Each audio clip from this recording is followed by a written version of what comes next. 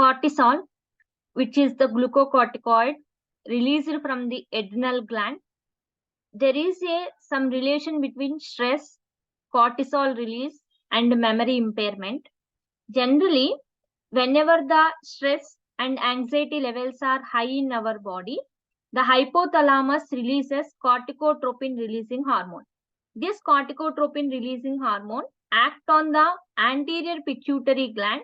Then anterior pituitary gland releases adrenocorticotropic hormone.